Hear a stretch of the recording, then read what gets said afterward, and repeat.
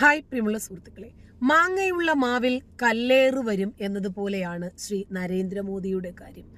നരേന്ദ്രമോദി തൊട്ടതെല്ലാം പൊന്നാക്കുന്ന പാരമ്പര്യമുള്ള മനുഷ്യൻ. അദ്ദേഹത്തിനും നമ്മളെപ്പോലെ 24 മണിക്കൂറേ ഉള്ളൂ. അമാനുഷികമായിട്ടുള്ള സിദ്ധിയൊന്നും ശ്രീ നരേന്ദ്രമോദിക്കില്ല. പക്ഷേ 70ഓളം കൊല്ലങ്ങൾ ഈ രാജ്യം ആരുടെ കരങ്ങളിലായിരുന്നു എന്നൊന്ന് ചിന്തിച്ചാൽ മതി. എന്നിട്ട് അവർ ഈ രാജ്യത്ത് എന്ത് തരത്തിലുള്ള സേവനങ്ങളാണ് ജനങ്ങൾക്ക് വേണ്ടി ചെയ്തത് എന്നും ഒന്ന് ചിന്തിക്കണം. അപ്പൊ അവരെ കൊണ്ട് നടക്കാത്ത ഒരുപാട് കാര്യങ്ങൾ നരേന്ദ്രമോദിക്ക് സാധിച്ചെടുക്കാൻ സാധിക്കുന്നു. വലിയ ഒരു കാര്യം തന്നെയാണത്. അപ്പോ പലപ്പോഴും ഇന്ത്യ മഹാരാജ്യത്തെ പിടിച്ചു നിർത്തിയ ഒരുപാട് ക്രിട്ടിക്കൽ സ്റ്റേജുകളിൽ ചൈനയുമായിട്ട് യുദ്ധമൊക്കെ വന്ന സന്ദർഭത്തിൽ പോലും ആയുധം കൊടുത്തും പിന്തുണ കൊടുത്തും മനോബലം കൊടുത്തും പിടിച്ചു നിർത്തിയ രാജ്യങ്ങളിലേക്കൊന്ന് പോകാനോ ഒന്ന് സന്ദർശിക്കാനോ ആ രാജ്യത്തെ ഭരണാധികാരികളോട് ഒരു നന്ദി വാക്ക് പറയാനോ പോലും സാധിക്കാതിരുന്ന ആൾക്കാർക്ക് മുമ്പിൽ ആ രാജ്യത്ത് എത്തി നോക്കാൻ, അവരുടെ വൻ സ്വീകരണം ഏറ്റുവാങ്ങാൻ നരേന്ദ്രമോദിക്ക് സാധിക്കുന്നു. ഒന്നത്. 2, ഒരു കാലത്ത് നമ്മളെ അടിമകളാക്കി അടക്കി ഭരിച്ചിരുന്ന ബ്രിട്ടീഷ് സാമ്രാജ്യം, അതെ, ആ സൂര്യനസ്തമിക്കാത്ത രാജ്യത്തിന്റെ ഭരണാധികാരികളെയൊക്കെ ചവിട്ടി മെതിച്ച് ഇന്ത്യ മഹാരാജ്യത്തെ മുന്നോട്ട് കൊണ്ടുപോകുന്നത്, നയിക്കുന്നത് ശ്രീ നരേന്ദ്രമോദിയാണ്. അതവർക്ക് സഹിക്കില്ല. നമ്മുടെ വീട്ടിൽ നിൽക്കുന്ന സെർവന്റ് അവര് പിന്നീട് നല്ല രൂപത്തിലൊക്കെ ആയി കഴിയുമ്പോൾ, നമ്മളെക്കാൾ ടോപ്പ് ലെവലിലൊക്കെ ആവുമ്പോൾ സ്വാഭാവികമായിട്ടും ഉണ്ടാകില്ലേ ഒരു ഈഗോ. ആ ഈഗോ സായിപ്പന്മാർക്ക് എല്ലാ കാലത്തും ഇന്ത്യയോടുണ്ട്. അതൊന്നും വകവയ്ക്കാതെ നരേന്ദ്രമോദി വച്ച കാലം മുന്നോട്ട് തന്നെ വെച്ച് പോയിക്കൊണ്ടിരിക്കുന്നു. അതിനിടയിലാണ് ഫ്രാൻസിൽ നരേന്ദ്രമോദിക്ക് വൻ സ്വീകരണം ലഭിക്കുന്നു. ഇംഗ്ലീഷിൽ അങ്ങോട്ട് വച്ചടിച്ചു പ്രഭാഷണം. ട്രംപ് എഴുന്നേറ്റ് നിൽക്കുന്നു. അയ്യോ, ഇതാര് നരേന്ദ്രമോദിയോ?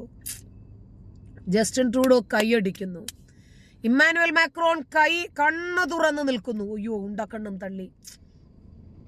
അതെ, അവരുടെ രാജ്യത്ത് ചെന്ന് അവരുടെ ഭാഷയിൽ പ്രൗഢോജ്വലമായിട്ടുള്ള ഒരു പ്രഭാഷണമാണ് ശ്രീ നരേന്ദ്രമോദി കാഴ്ചവെച്ചത്.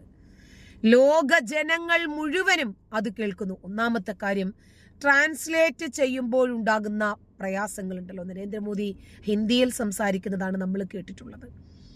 അതിനും ഇംഗ്ലീഷിലേക്ക് ട്രാൻസ്ലേറ്റ് ചെയ്യുമ്പോഴുണ്ടാകുന്ന ഒരു പ്രയാസവും ഇത്തവണത്തെ നരേന്ദ്രമോദിയുടെ ഫ്രാൻസിലെ പ്രസംഗത്തിനില്ല. കാരണം ട്രാൻസ്ലേറ്റ് ചെയ്യേണ്ടെന്ന കാര്യമില്ല. പ്രൗഢോജ്വലമായിട്ടുള്ള പ്രസംഗം. ഫ്രാൻസിൽ താരമാകുക മാത്രമല്ല, തരംഗമാകുകയും ചെയ്യുകയാണ് ശ്രീ നരേന്ദ്രമോദി.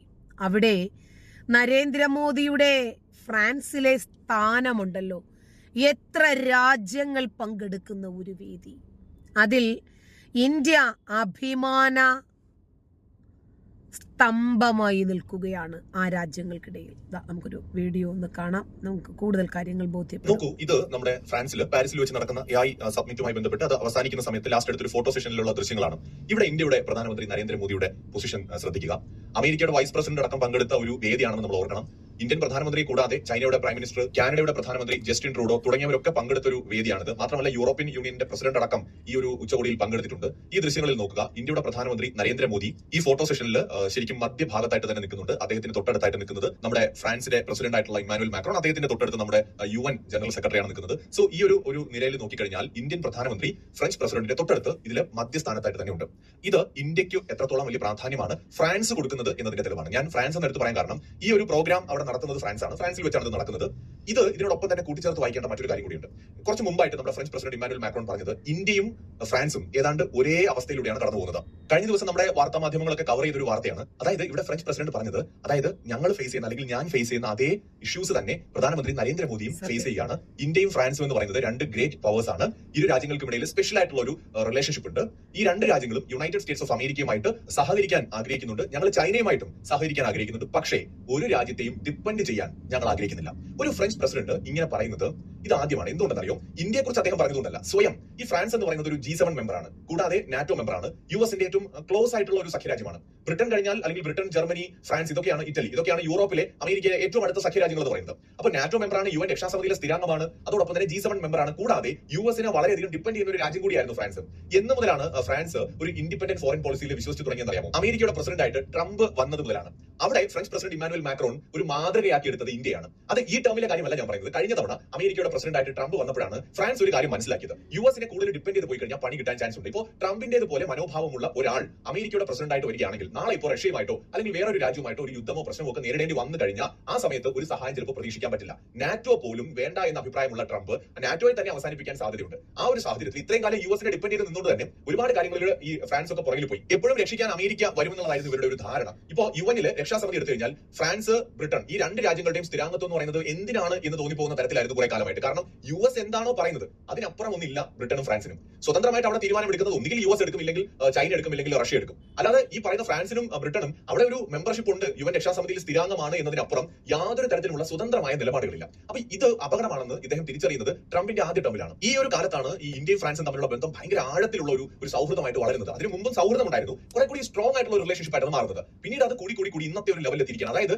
ഫ്രാൻസ് അവിടെ ഹോസ്റ്റ് ചെയ്യുന്ന ഒരു പ്രോഗ്രാമിലേക്ക് അതിന്റെ പാർട്ണറായിട്ട്, കോ ചെയർ ആയിട്ടാണ് ഇന്ത്യ ക്ഷണിച്ചത്. അപ്പൊ അതിന്റെ പങ്കാളിയായിട്ട് ഇന്ത്യ ക്ഷണിക്കുന്നു, ഇന്ത്യക്ക് പ്രാധാന്യം കൊടുക്കുന്നു. ഇന്ത്യൻ പ്രധാനമന്ത്രി നരേന്ദ്രമോദിക്ക് മറ്റൊരു നേതാവിനും, ശ്രദ്ധിക്കേണ്ടത് അമേരിക്കയുടെ വൈസ് പ്രസിഡന്റിന് പോലും കൊടുക്കാത്ത പ്രാധാന്യം മോദിക്ക് കൊടുക്കുന്നു. എന്നിട്ട് പറയാണ് ഇന്ത്യയും ഫ്രാൻസും ഒരേ സാഹചര്യത്തിലൂടെയാണ് കടന്നു പോകുന്നത്, നമ്മൾ ഇൻഡിപെൻഡന്റ് ഫോറിൻ പോളിസിയാണ് നമുക്കുള്ളത് എന്ന് അദ്ദേഹം അവിടെ പറഞ്ഞു വെക്കുകയാണ്. യുഎസിനെ ഡിപ്പെൻഡ് ചെയ്യാൻ ഞങ്ങളില്ല, ഞങ്ങൾ ചൈനയെ ഡിപ്പെൻഡ് ചെയ്യാനില്ല. റഷ്യയുടെ പേര് അദ്ദേഹത്തിനോട് പറയാൻ പറ്റില്ലല്ലോ, ഓൾറെഡി റഷ്യ യുക്രൈൻ വിഷയം നടക്കുന്നതുകൊണ്ട്. അപ്പൊ ഇതാണ് ഇവിടെ ശരിക്കും ഫ്രഞ്ച് പ്രസിഡന്റ് പറഞ്ഞിരിക്കുന്നത്. ഇത് സൂചിപ്പിക്കുന്നത് എന്താണ്? ഇന്ത്യയുടെ പ്രാധാന്യമാണ്. ഒപ്പം ഇന്ത്യ ഫ്രാൻസ് റിലേഷൻഷിപ്പിന്റെ ഇമ്പോർട്ടൻസ് കൂടി ഇത് അടിവരയിടുന്നുണ്ട്. ഇതോടൊപ്പം ഇന്ത്യക്ക് ഇതിലൊരു മെച്ചമുണ്ട്. അതായത് നമുക്ക് ചില ക്രിട്ടിക്കൽ ടെക്നോളജീസ്, ചില ആയുധങ്ങൾ നമുക്ക് റഷ്യയിൽ നിന്ന് വാങ്ങാൻ ചിലപ്പോൾ പറ്റിയെന്ന് വരില്ല. കാരണം യുഎസ് ഏത് സമയത്തെടുത്ത് ഉപരോധം തരുമെന്ന് നമുക്ക് ഓരോ ഉറപ്പില്ല. യുഎസിന്റെ ഉപരോധങ്ങളെ നമ്മൾ ഭയക്കുകയല്ല, നിലനിൽപ്പിന്റെ പ്രശ്നമാണ്. നമ്മുടെ ഏറ്റവും വലിയ വ്യാപാര പങ്കാളിയാണ്. ഇപ്പൊ നമ്മളൊരു കട നടത്തുകയാണ്, നമ്മൾ ഇന്ന് ദിവസം ഒരു 50,000 രൂപയ്ക്ക് അല്ലെങ്കിൽ 1 ലക്ഷം രൂപയ്ക്ക് ദിവസം സാധനം വാങ്ങുന്ന ഒരു കസ്റ്റമർ നമ്മുടെ അടുത്തുണ്ട്. ആ കസ്റ്റമർ നമ്മൾ ഒരിക്കലും പിണക്കില്ല.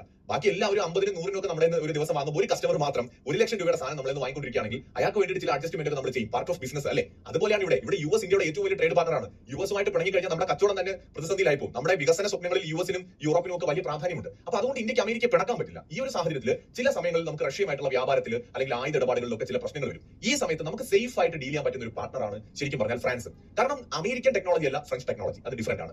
സോവിയറ്റ് റഷ്യൻ ടെക്നോളജിയും അല്ല. ഫ്രാൻസിന് തനതായ ടെക്നോളജീസ് ഉണ്ട്.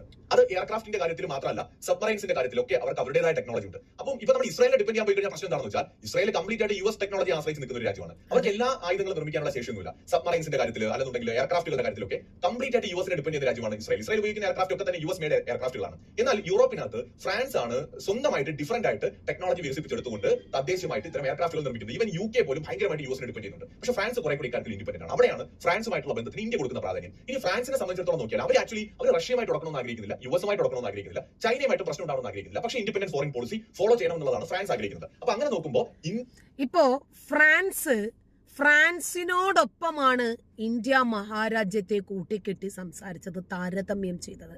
രണ്ട് രാജ്യവും ഒരേ നിലയിൽ പോകുന്ന രണ്ട് രാജ്യങ്ങളാണ്. അതായത് ഇൻഡിപെൻഡന്റ് ആയി നിൽക്കാൻ ആഗ്രഹിക്കുന്ന, എന്നാൽ ഡിപ്പെൻഡഡ് ആയി ചില സാഹചര്യങ്ങളിലെങ്കിലും നിൽക്കേണ്ടി വരുന്ന രണ്ട് രാജ്യങ്ങൾ. ഇപ്പോൾ ഇന്ത്യയെ സംബന്ധിച്ചിടത്തോളം ആയുധത്തിനാണെങ്കിലും മറ്റൊരു രാജ്യത്തെ ഡിപ്പെൻഡ് ചെയ്യാതെ തന്നെ മറ്റൊരു മാർഗം ഇന്ത്യ തുറന്നിട്ടിരിക്കുകയാണ്. ഒരു ഭാഗത്ത് ഇന്ധനത്തിന്റെ കാര്യത്തിലാണെങ്കിൽ എങ്ങാനും അറബ് രാജ്യങ്ങൾ ഇന്ത്യക്കൊരു പ്രതിരോധം ഏർപ്പെടുത്തിയാൽ മറ്റൊരു മാർഗത്തിലൂടെ അതിന്റെ സോഴ്സ് കണ്ടെത്താൻ ഇന്ത്യ എല്ലാ വാതായനങ്ങളും തുറന്നിട്ടിട്ടുണ്ട്. നൂപുർ ശർമ്മയുടെ വിഷയം വന്ന സമയത്ത് ഇപ്പോ ടൈംസ് നൗ എന്ന് പറയുന്ന ചാനലില് ഗ്യാൻവാപ്പി വിഷയത്തിൽ നടക്കുന്ന ഒരു ചർച്ച, ഈ ചർച്ചയിൽ നൂപുർ ശർമ്മ എന്ന് പറയുന്ന ഒരു വക്കീല്, അവര് BJP അനുഭാവിയാണ്, പ്രതിനിധിയാണ്, അവരും പോപ്പുലർ ഫ്രണ്ട് ഭീകരനായ തസ്ലീം അഹമ്മദ് റഹ്മാനിയും കൂടി ഒരു ഡിബേറ്റ്, ചാനൽ ഡിബേറ്റ്. അതിനകത്ത് തസ്ലീം അഹമ്മദ് റഹ്മാനി നൂപുർ ശർമ്മയുടെ ദൈവത്തെയും വിശ്വാസത്തെയും അവഹേളിച്ചു, തിരിച്ചു നൂപുർ ശർമ്മയും. അതിന്റെ പേരിൽ എല്ലാ അറബ് രാജ്യങ്ങളും, ഏതാണ്ട് 48ഓളം രാജ്യങ്ങൾ ഇന്ത്യയോട് മാപ്പ് പറയണം എന്നാവശ്യപ്പെട്ടു. അപ്പോ ഒരു BJP പ്രതിനിധി പറഞ്ഞതിന്റെ പേരിൽ, അതെന്താ പറഞ്ഞത്, അവരുടെ മതത്തെ അവഹേളിച്ചപ്പോൾ തിരിച്ചവരും പറഞ്ഞു. അവർ 3 പോയിന്റാണ് പറഞ്ഞത്, 3 ഖുർആനിലും ഹദീസിലും ഉള്ളതാണ്. അത് പറഞ്ഞപ്പോഴേക്ക് ഇവരുടെ മതവികാരം വ്രണപ്പെട്ടു. ആദ്യം തന്നെ അഫ്ഗാൻ ഇടപെട്ട് താലിബാനികൾ പറയുന്നു, മുസ്ലിങ്ങളുടെ മതവികാരം വ്രണപ്പെടുത്തരുത്. അഫ്ഗാന്റെ അവസ്ഥ അറിയാമല്ലോ. മതവികാരം പോയിട്ട് ഒരു വികാരവും അവിടെയില്ല. ആകെയുള്ള ഒരേ ഒരു വികാരം എന്താണ്? സാധാരണ പുരുഷന്മാർക്ക് ഉണ്ടാകുന്ന ഒരു വികാരം മാത്രമേ അവർക്ക് സ്ത്രീകളെ സംബന്ധിച്ചിടത്തോളം ഉള്ളൂ. അപ്പോ എല്ലാ രാജ്യങ്ങളും കൊണ്ടുപിടിച്ച് ഇന്ത്യയോട് കണ്ണുമുഴപ്പിച്ചപ്പോൾ ഇന്ത്യ എന്താ വിചാരിച്ചത്? അയ്യോ, എങ്ങാനും ഇവർ ഇന്ധനം തന്നിട്ടില്ലെങ്കിലോ. അടുത്ത മാർഗം ഇന്ത്യ തുറന്നിട്ടിട്ടുണ്ടായിരുന്നു. ഇറാന്റെ തുറമുഖം അങ്ങ് പിടിച്ചെടുത്തു. ഇങ്ങനെ ഒരു വാതിലടയുമ്പോൾ 9ഓളം വാതിലുകൾ തുറന്നിടുകയാണ് ഇന്ത്യ, ഫ്രാൻസും അതുപോലെ തന്നെ. അപ്പോൾ രാഷ്ട്രമറിയുന്ന, രാഷ്ട്രീയമറിയുന്ന, രാഷ്ട്രത്തിലെ ആളുകളുടെ അഭിരുചികൾ അറിയുന്ന, നമ്മുടെ രാജ്യത്തിന്റെ ന്യൂനതകളും അതിന്റെ ക്വാളിറ്റികളും മേന്മകളും അറിയുന്ന ഒരു ഭരണാധികാരിയാണ് രാജ്യം ഭരിക്കുന്നതെങ്കിൽ ആ രാജ്യം പ്രൗഢിയോടുകൂടി തന്നെ പുരോഗതി പ്രാപിക്കും എന്നതിൽ സംശയമില്ല. നരേന്ദ്രമോദി അത് തെളിയിച്ച വ്യക്തിയാണ്. നന്ദി.